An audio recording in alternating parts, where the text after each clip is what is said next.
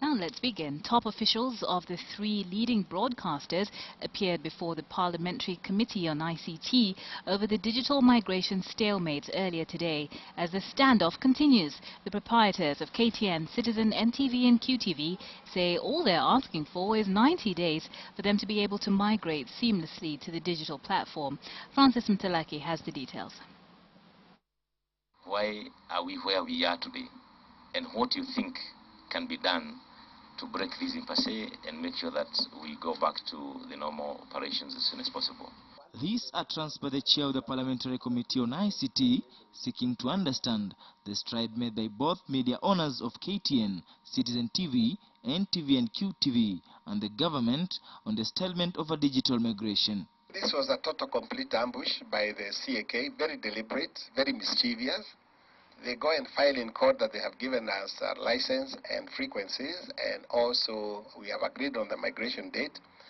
And in between there, while the judgment, before the judgment is given, they take off the license. We clearly told him we are not agreeable to this date. We had been discussing for several days, and we clearly told him we are not agreeable. So we never agreed on the migration date because simply it was not practical. It's the people who migrate. It's not the broadcasters.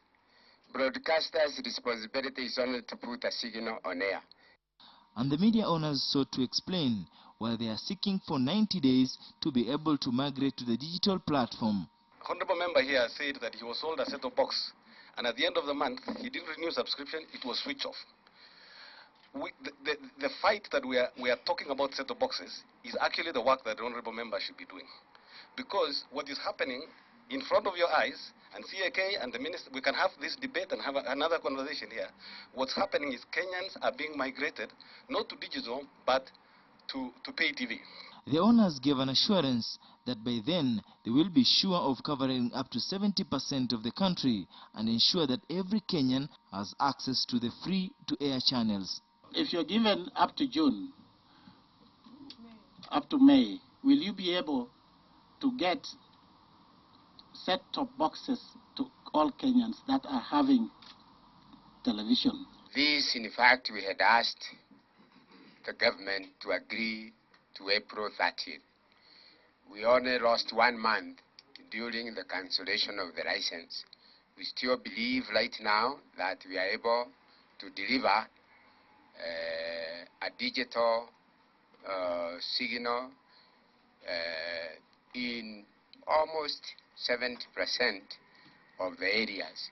The committee is expected to prepare a report on the digital migration saga and present its report in Parliament for deliberations in a bid to end the current stalemate.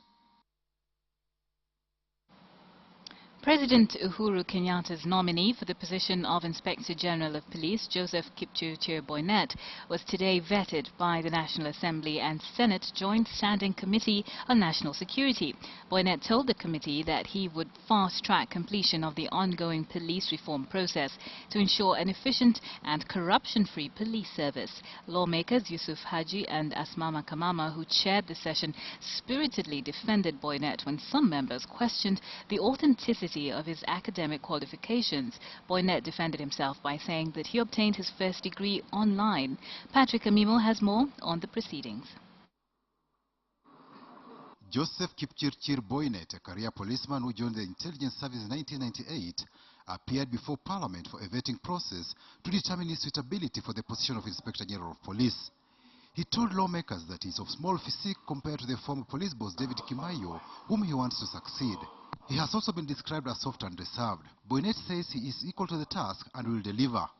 You as one who is very kind, person, humble, a nice guy. But you are set to go to lead an institution whose work culture has been that of impunity, corruption, sabotage on daily basis.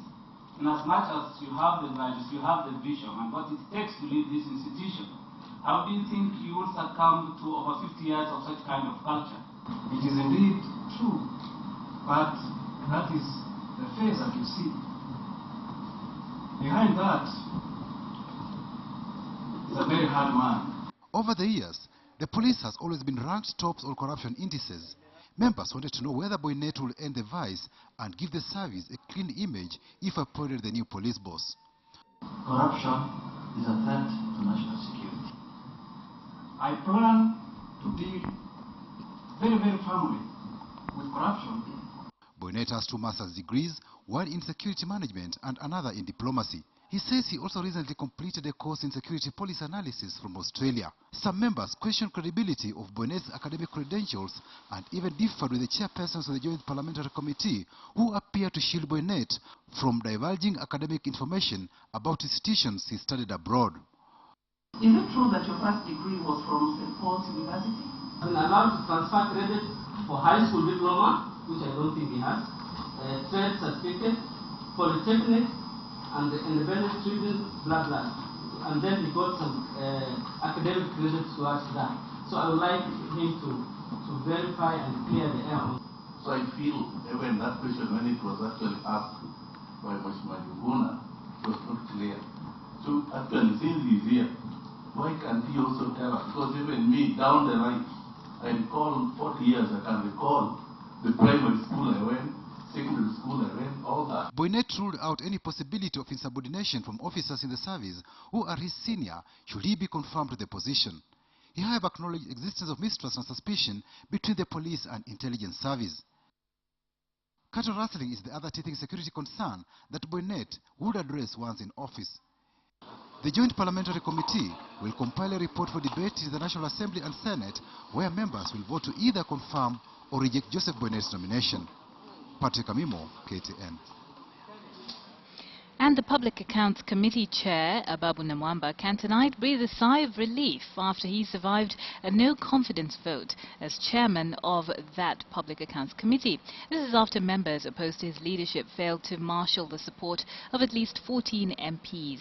Members of the committee met this morning to determine whether he will remain as chair or be removed, and ODM asked to name a replacement. Some members of the Public Accounts Committee indicated that they had no confidence in their chairman and wanted him replaced. Timothy Otieno tells us more.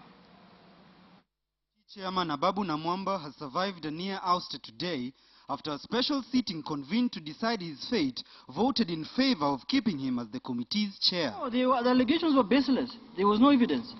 They were unsubstantiated. And our standing order number 91 is very clear. If you don't have a substantiated claim, you forget about it. Babu survived the ouster that would have seen him out of one of the most powerful committees in the country.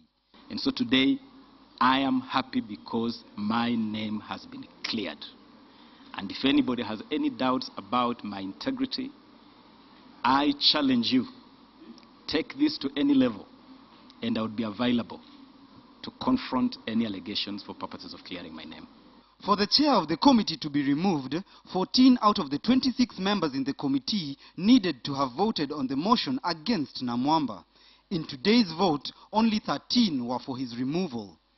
It's an outcome that has not gone down well with some of the committee members present. I think it is important at this particular time for the anti-corruption to come in and we investigate this matter fully, because we want a committee that is disciplined. We want a committee that can do things for the people of Kenya. We want a committee that has no corruption at all. But when members start calling one another names, creating stories to divert attention, it becomes ambiguous and sad. But Ababu insists the tension within the committee has been caused by political detractors bent on seeing his downfall. PAC is too important to be taken hostage by external forces that have ulterior motives, whose agenda is merely to interfere with the work of PAC and also with the work of the National Assembly. The chair insists his name is clean and now hopes to work on gaining full confidence of his team ahead of pending audit reports that his committee is set to vet. Timothy Otieno, KTN. Saved by one vote. Now, the High Court decision that declared CDF illegal is still raising a storm. Members of Parliament now say that they're working to form a task force that will look into the ruling of the High Court and chart a way forward. The ruling by the three-judge bench was made after a case was filed by the Institute for Social Accountability, which sought to address whether the process of the enactment of the CDF was in fact constitutional or whether it violated the principles of finance and division of revenue. It also sought to find out whether it violated the division of powers and functions and whether the CDF Act 2003 offends the principle of separation of powers. On August 8, 2013, Parliament passed the Constituencies Development Amendment Bill 2013, which gave them full control over the funds. I think the issue is about how can we serve people properly. There is, of course, the principle of separation of powers between the legislature, the executive, and the judiciary, and that cannot be gainsaid. The problem would be with regard to helping members of parliament to facilitate to do their job. That also, you need to look at the other jurisdictions, especially America, which is a purely presidential system, and see what happens with members of the House of Representatives and the Senate, that is the Congress. So that is something that we cannot say that we are inventing the wheel about. And indeed then, we need to look at issues to do with how is it that we can serve Kenyans better, because there is nobody who has a monopoly of the execution of development. An Interior Cabinet Secretary, Joseph Nkaissery, has faulted the court's decision that did declare 8 clauses in the controversial security laws unconstitutional, saying that the government intends to lodge an appeal. Nkaissery says that the laws are a necessity, especially in the fight against terror-related attacks that have been an issue of concern in the country. Now, the bill was signed into law by President Uhuru Kenyatta on the 19th of December last year, prompting Coalition for Reforms and Democracy and NGOs to file petitions challenging its provisions. The decision the court took to outlaw the clauses in the Law Act was wrong, so to speak. And I think the government is going to appeal because fighting crime, especially terrorism, it requires the country really to put its foot forward. So I appeal to the AG to appeal the decision of the court. And speaking of security, 2 armed robbers were this afternoon gunned down along Mombasa's Moi Avenue after they robbed a car dealer's shop along the same street. The 2 are said to be part of a 3-man gang on a motorbike who had made away with loot stolen from the shop. Now, police say they received information that the 3 had accosted a business premise within Mombasa CBD. They then encountered the thugs at around 12:30 and asked them to stop. They defied the order and instead engaged the officers in a shootout. A 3rd accomplice managed to escape. Police recovered a pistol with 2 magazines, each with 12 rounds of ammunition, and driving license, which they suspect could have been stolen from members of the public. Police are still pursuing the 3rd suspect.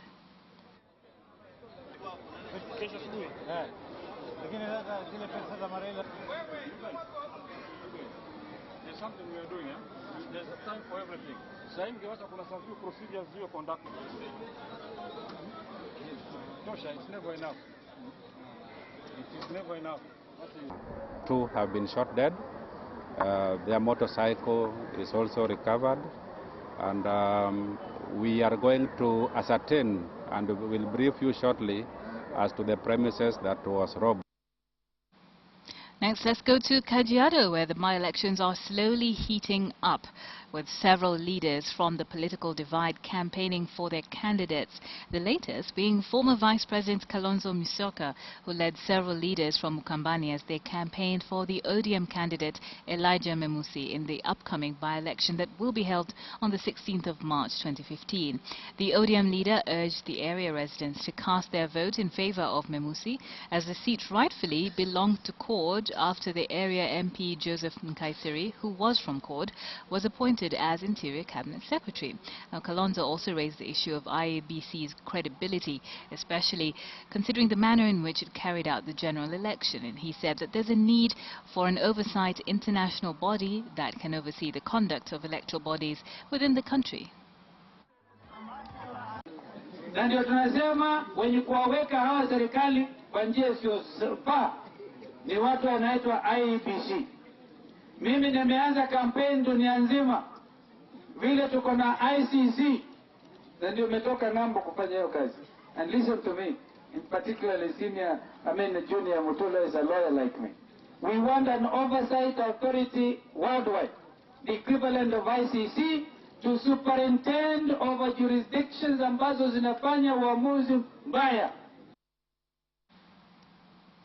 Staying with elections, candidates wishing to contest the Kabete parliamentary seat under the Jubilee Alliance party can now pick application forms from the party headquarters as the race to fill that seat intensifies. The Jubilee Alliance party says that it will conduct joint nominations for the Kabete parliamentary seat and the Ololwa ward in Kajiado North constituency. The Ololwa and Kabete seats fell vacant following the deaths of former MP George Mushai and ward representative George Nyoike. The Independent Electoral and Boundaries Commission set the deadline for the party nominations on the 19th of March and the by-election for the 4th of May.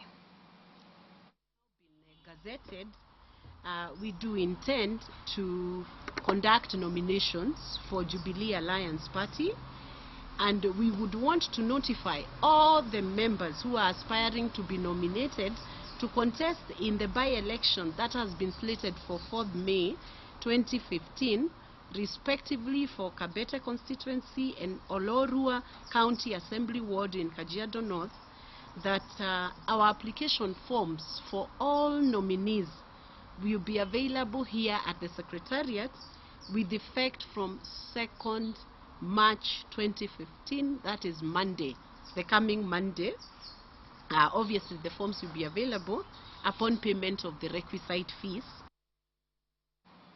Next, the long arm of the law catches up with officers of the law. 3 traffic police officers based in Eldoret were yesterday arrested by Ethics and Anti-Corruption Commission along the Eldoret-Malaba-Kirale Road as they collected bribes from motorists. The EACC officers had been on the trail of these officers after they received numerous complaints from motorists along that road saying that the police officers were collecting bribes from motorists. A 4th officer managed to escape after he outran the EACC officers. The officers were later arraigned at the EACC offices where several 50 and 100 shilling notes, believed to be part of the bribes they'd collected for the day, were displayed.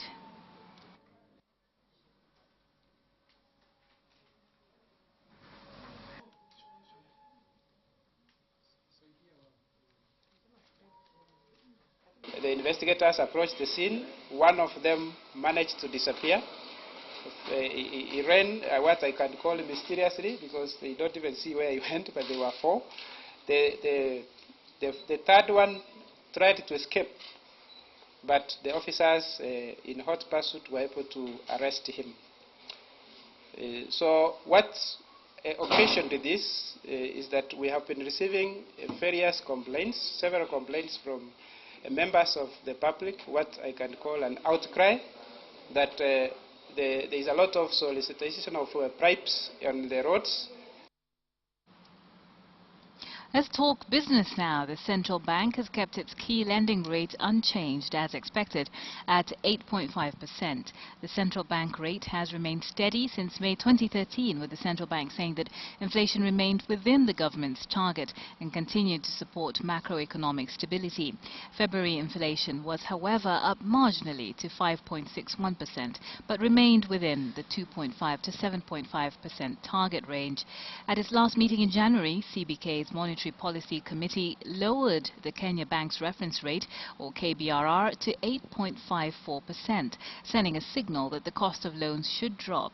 Banks have in the past month been sluggish to respond to the move, but the MPC remains optimistic that lending rates will fall. In making its decision this afternoon, the MPC said that falling fuel prices on international markets had eased pressure on the import bill, reducing pressure on the shilling's exchange rate. In a statement, the central bank said that foreign exchange reserves stood at $7.22 billion, or 4.65 months of import cover.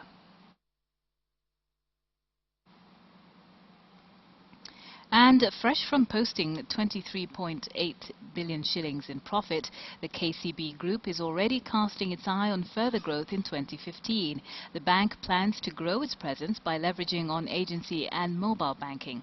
Already operating in 5 countries in the East African region, the bank also plans to grow its regional reach. KTN's Abia Guinness sat down with KCB Group CEO Joshua Oigara for a chat on what he expects in the coming year.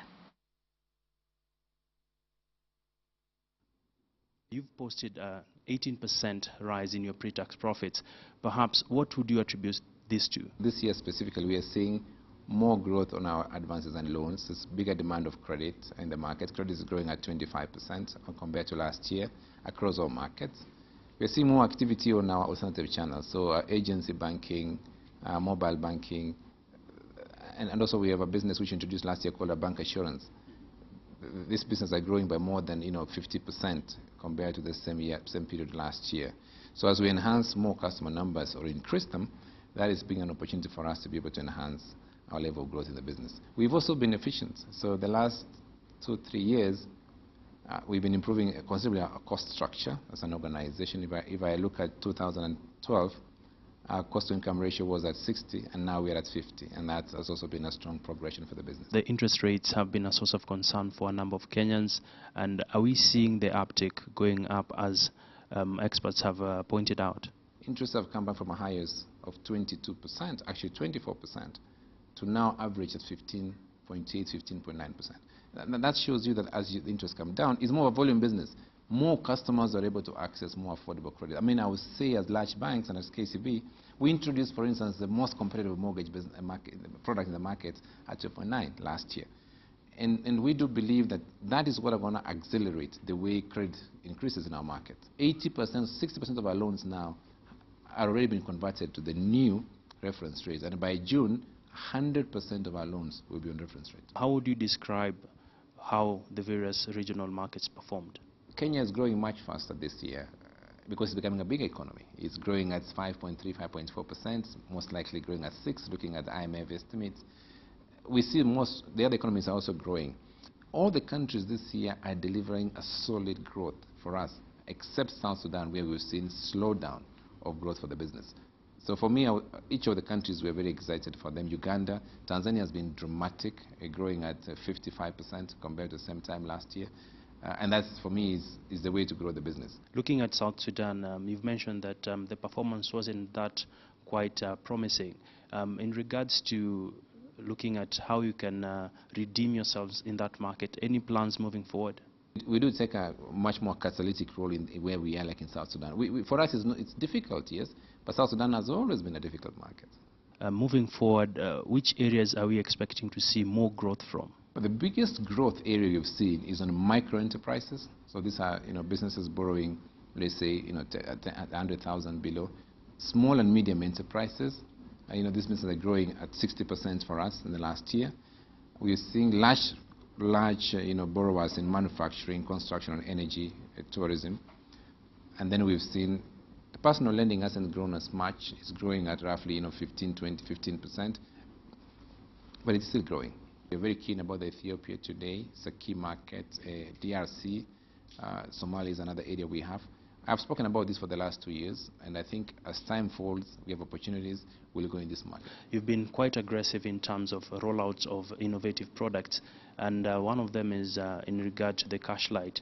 Perhaps, is this a key growth area for the bank? Today, 98% of transactions, 96% are cash. We believe that in the medium term, we will never be cashless as a country. Our vision is to bring in some Cashlight maybe at the level of 40% Cashlight, 60% cash, or 60% Cashlight and 40% cash. That's how we see the business going. And it won't take KCB alone. It will take the entire industry. We innovate that, but we're willing to. You see, we have many other banks running this, and we are working with Safaricom in this initiative. So we do believe that technology increases revenue by 30-40% in the same year as you invest into it. So if you look at our prepare or our transit card, as we call it, it integrates. It's not just about collecting money. Some of us don't realize that it's beyond. The owner also has been able to have a lot of access of information about the driver, the location, the fuel consumption, the drive. That is what the owner of the investor wants to know. Then there's a customer you want to know you've paid and you got a notification. This is almost a 300 billion shilling business or economy as you talk about it. So if you can increase it and also enhance kind of revenue to transformation across the region or across the different players, we get much more money. I think for us, Cashlight isn't something that is short term. It is much more of a 3 to 5 year journey. Airtel Kenya is investing 2.5 billion shillings to upgrade its 3G network across the country. The investment comes in the wake of changing market dynamics that have seen increased revenues generated from data use for mobile operators. Airtel Kenya will be partnering with Nokia Networks to upgrade its 3G sites in Nairobi, Mombasa and Kitale, with countrywide rollout expected during the year. A sector report by the Communication Authority for the last quarter of 2014 indicates that mobile data subscriptions grew by 5.9% to 14.7 million subscribers. Of these, Safaricom has 10.5 million, while Airtel has 1.9 million users. Through strengthening of its network, Airtel hopes to double its usage within the year. Last week, Airtel Kenya unveiled a new price structure for data, voice and SMS that is also geared towards growing its market share. And the National Treasury has signed a 14.5 billion shilling bilateral agreement with the German government to support economic growth. The signing brings to fruition nearly 2 years of negotiation. The money will largely go towards supporting the energy, water and sanitation and agricultural sectors. A substantial portion of the financial commitment will go to the Bogoria-Silali Block Steam Development Phase 1, which will comprise of the drilling of up to 20 exploration and appraisal wells to be constructed by Geothermal Development Company. The well is expected to generate 800 megawatts. 3.15 million shillings will go towards financing a feasibility study for a coherent development program for food security and drought resistance in the counties of Turkana and Marsabit. A further £500 million will go towards financing of smallholder irrigation programs, with an additional 520 million shillings going towards co-financing of Equity Group Foundation Wings to Fly scholarship program. For the utilization of funds committed by the Federal Republic of Germany during our bilateral negotiations that we held in December 2013. The Federal Republic of Germany committed to make available to the Kenya government funds amounting to 138 million euros. This is equivalent to 14.5 billion Kenya shillings. And this is to support our development agenda for the next 3 years. Ushirikiano wetu uko na vipaumbele vitatu. Kwanza ni sekta ya ukulima, pili ni sekta ya afya, tatu ni sekta ya maji. Pia tunaunga mkono Kenya katika sekta ya utengenezaji wa umeme, kawi, na pia katika sekta ya utawala mzuri. Let's find out what's happening in sports now. Well, Kenya suffered her first loss on the opening day of the ITF Wheelchair Tennis World Cup qualifier Africa region. Jane Adhiambo fell to Venter Marisika from South Africa in the singles category at the Nairobi club. 40 players from across the continent are participating in the 4-day championships. At stake are tickets to take part in the World Wheelchair Tennis Championships that will be held in Turkey. Kenya's Jane Adhiambo was the first to hunt for a ticket, but South Africa's and world number 9 Venter Masirika was too skillful for the home girl, who lost 6-1 in the first set. Adhiambo was, however, not going down without a fight, as she began the second set on a high note, but later fell to the tourists 7-5. Despite the poor start, the Kenya team is still a bit of making to the World Cup, though they admitted their South Africa opponents are more experienced than them. Sasa hata kama imenishinda, I'm so proud of myself because I believe hizi timu zingine naenda kwa chapa wote. Challenge kubwa ni South Africa kwa sababu wako na mchezaji yule yuko seed 15 in the world. So challenge yetu kubwa ni kwa South Africa. South Africa ruled the day as Leon L strolled over Novatus Temba from Tanzania 6-1 and 6-0. Morocco's Ayub Etali defeated Arimon Mario from Mauritius in sets of 6-0 and 6-2. The finals of the competition will be held on Sunday. Robinson Okenye, KTN Sports. Sofapaka left the country for Zimbabwe, where they play platinum in the return leg of the Confederation of Africa Cup Winners' Cup. Sofapaka are clinging on to the hope of progressing to the next round after losing 2-1 in the first leg at home. Gor Mahia leave for Madagascar on Friday with a narrow 1-0 lead in their preliminary Champions League. Kenya's representatives in international football this year, Gor Mahia and Sofapaka, have their jobs cut out for them as they leave for their respective return leg matches this weekend. Gor Mahia's poor preparations was evident as they labored against Synapse Sport in the first leg. Sofapaka too must work extra hard to overturn Platinum's advantage. The two take on their opponents in the return leg this weekend with the domestic league temporarily stopped by a court injunction. Matters have been compounded by a reality of parallel leagues, and both teams seem not ready for these CAF championships. Sofapaka arrived in Zimbabwe on Thursday and will hope the jet lag will not affect the side.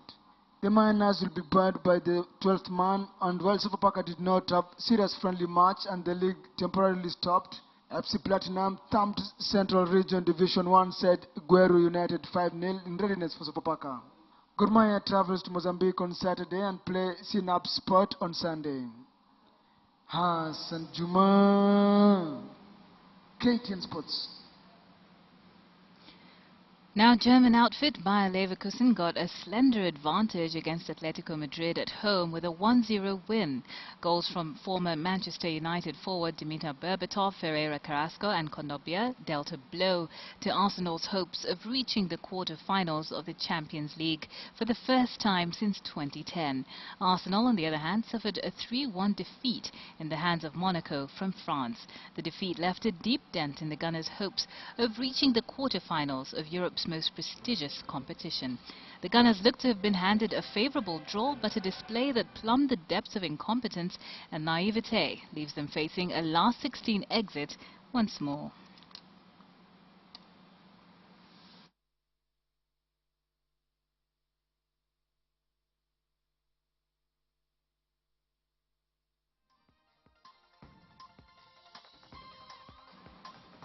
Well, that's it for this edition of KTN Online. Thank you so much for having joined me. I'm Nancy Kachingira. It was a pleasure to have you streaming this bulletin. Remember, you can stream every day at 1 p.m., 4 p.m., 7 p.m. and 8 p.m. Mirasha Witi was our sign language interpreter. Do have a good night.